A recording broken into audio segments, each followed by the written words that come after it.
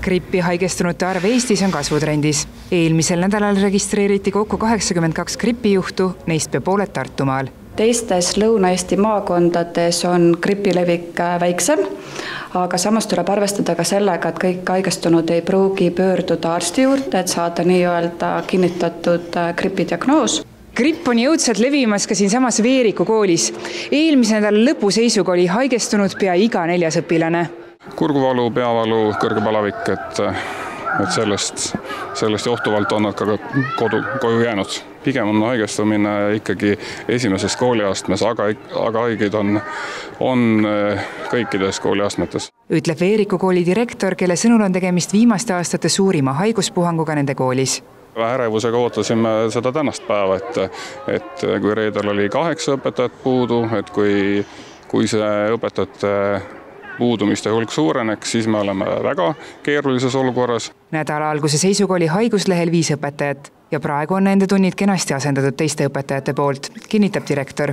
Üle Eesti pöördus aga läinud nädalal arstide poole pea 3400 inimest, kelle esinesid ülemiste hingamisteede viirusnakkuste sümptomid. Andmed näitavad, et gripp levib peamiselt laste hulgas, see on siis vanusegrupp 0–14 eluaastat. Mõned patsiendid on ka juba vajanud gripi tõttu haiglaravi, kuid paanikaks põhjust ei ole, ütleb Tartu Ülikooli kliinikumi lastearst dr. Piia Jõgi.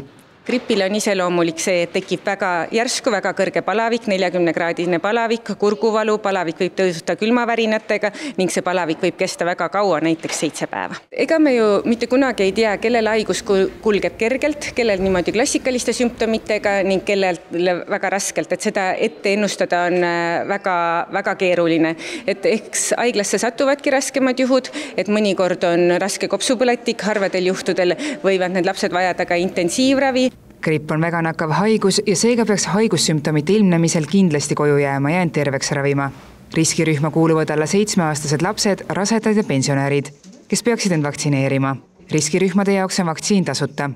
Aga ma rõhutaks, et praegu on ikkagi õige aeg gripi vastu vaktsineerida, et see kaitse tekib kuskil 2 nädalat peale vaktsineerimist, et praegu keegi vaktsineerimisega kindlasti hiljaks pole jäänud. Statistikaga näitab, et eestlased ei kipu end väga gripi vastu vaktsineerima. Näiteks eelmisel aastal oli see number 12% elanikonnast.